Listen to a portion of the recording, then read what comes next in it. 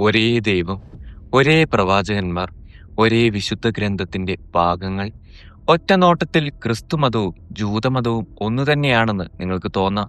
എന്നാൽ ലോകത്തെ നിയന്ത്രിക്കുന്ന ഈ രണ്ട് വൻ ശക്തികൾ തമ്മിൽ നിങ്ങൾ ആരും ചിന്തിക്കാത്ത അത്ര ഭീകരമായ അടിസ്ഥാന വ്യത്യാസങ്ങളുണ്ട്. അതിലേറ്റവും ഞെട്ടിക്കുന്ന കാര്യം എന്താണെന്നറിയാമോ? യേശുക്രിസ്തു ജനിച്ചതും ജീവിച്ചതും ഒരു ജൂതനായിട്ടായിരുന്നു. എന്നിട്ടും എന്തുകൊണ്ടാണ് ജൂതന്മാർ ഇന്നും യേശുവിനെ തങ്ങളുടെ രക്ഷകനായി അംഗീകരിക്കാത്തത്? അവർ ഇന്നും കാത്തിരിക്കുന്നത് ആരെയാണ്? ചരിത്രവും ആചാരങ്ങളും മാറ്റിവെച്ച, ലോകമധികം ചർച്ച ചെയ്യാത്ത ആ സത്യങ്ങളിലേക്ക് നമുക്കൊന്ന് പോകാം. നമുക്ക് ആദ്യത്തെ കാര്യത്തിലേക്ക് വരാം. യേശുക്രിസ്തു എന്ന വ്യക്തിയെ ഈ രണ്ട് മതങ്ങളും നോക്കിക്കാണുന്നത് രണ്ട് ധ്രുവങ്ങളിൽ നിന്നാണ്. നമ്മൾ ക്രിസ്ത്യാനികൾക്ക് യേശു എന്നാൽ കേവലം ഒരു പ്രവാചകൻ മാത്രമല്ല, മനുഷ്യന്റെ പാപങ്ങൾക്കായി ഭൂമിയിൽ അവതരിച്ച സാക്ഷാൽ ദൈവപുത്രനാണ്, നമ്മുടെ രക്ഷകനാണ്. എന്നാൽ ഒരു ജൂതനോട് പോയി യേശുക്രിസ്തുവിനെ കുറിച്ച് ചോദിച്ചാൽ അവരുടെ മറുപടി നിങ്ങളെ അത്ഭുതപ്പെടുത്തും. അവർ യേശുവിനെ ദൈവപുത്രനായോ മിശിഹ ആയോ കാണുന്നില്ല. അവരെ സംബന്ധിച്ച് യേശു ചരിത്രത്തിൽ ജീവിച്ചു മൺമറഞ്ഞുപോയ ഒരു സാധാരണ വ്യക്തി മാത്രമാണ്. കാരണം അവരുടെ മതനിയമങ്ങൾ പറയുന്ന മിശിഹ ഇനിയും വരാനിരിക്കുന്നതേയുള്ളൂ. ഇനി രണ്ടാമത്തെ വ്യത്യാസം ദൈവത്തിന്റെ സ്വഭാവത്തെക്കുറിച്ചാണ്. നമ്മൾ ക്രിസ്ത്യാനികൾ ത്രിത്വം അഥവാ പിതാവ്, പുത്രൻ, പരിശുദ്ധാത്മാവ് എന്നീ മൂന്ന് വ്യക്തികൾ ചേർന്ന ഏക ദൈവത്തിൽ വിശ്വസിക്കുന്നു. ദൈവം ഒന്നാണെങ്കിലും ഈ മൂന്ന് രൂപങ്ങളിലൂടെ വെളിപ്പെടുന്നു എന്നാണ് ക്രിസ്തുമതം പഠിപ്പിക്കുന്നത്. എന്നാൽ ജൂതന്മാർക്ക് ഈ ത്രിത്വ സങ്കല്പം ചിന്തിക്കാൻ പോലും കഴിയില്ല. അവരുടെ വിശ്വാസമനുസരിച്ച് ദൈവം ഒന്നാണ്. അതിൽ യാതൊരുവിധ വിഭജനങ്ങളോ രൂപങ്ങളോ ഇല്ല. അതുകൊണ്ട് തന്നെ അവർ ക്രിസ്ത്യാനികളുടെ ത്രിത്വ വിശ്വാസത്തെ പൂർണ്ണമായും തള്ളിക്കളയുന്നു. അടുത്തതാണ് ഏറ്റവും രസകരമായ കാര്യം.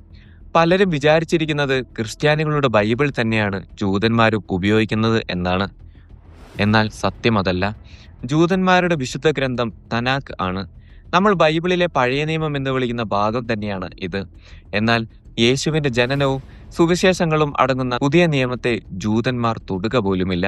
അവരെ സംബന്ധിച്ച് ദൈവത്തിന്റെ വെളിപാടുകൾ പഴയ നിയമത്തോടെ അവസാനിച്ചു. പുതിയ നിയമം അവർക്ക് വിശുദ്ധ ഗ്രന്ഥമേ അല്ല.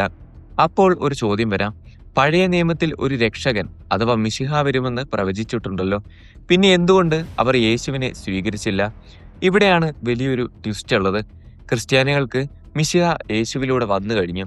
എന്നാൽ ജൂതന്മാർ ഇന്നും അവരുടെ ആദ്യത്തെ മിശിഹായ്ക്കായി പ്രാർത്ഥനയോടെ കാത്തിരിക്കുകയാണ്.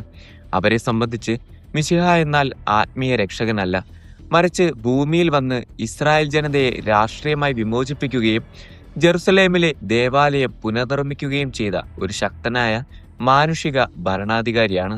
യേശു അങ്ങനെ ഒരു ഭൗതിക രാജ്യം സ്ഥാപിക്കാത്തതുകൊണ്ട് അദ്ദേഹം മിശിഹായല്ല എന്നവർ ഉറപ്പിച്ചു പറയുന്നു. മറ്റൊരു പ്രധാന വ്യത്യാസം ആദിപാപത്തെക്കുറിച്ചാണ്. മനുഷ്യൻ ജനിക്കുന്നത് തന്നെ ആദത്തിന്റെ പാപവുമായിട്ടാണെന്നും യേശുവിന്റെ കുരിശുമരണത്തിലൂടെ മാത്രമേ ഇതിൽ നിന്ന് രക്ഷയുള്ളൂ എന്ന് നമ്മൾ വിശ്വസിക്കുന്നു. എന്നാൽ ജൂതന്മാർക്ക് ആദിപാപം എന്ന സങ്കല്പമേ ഇല്ല.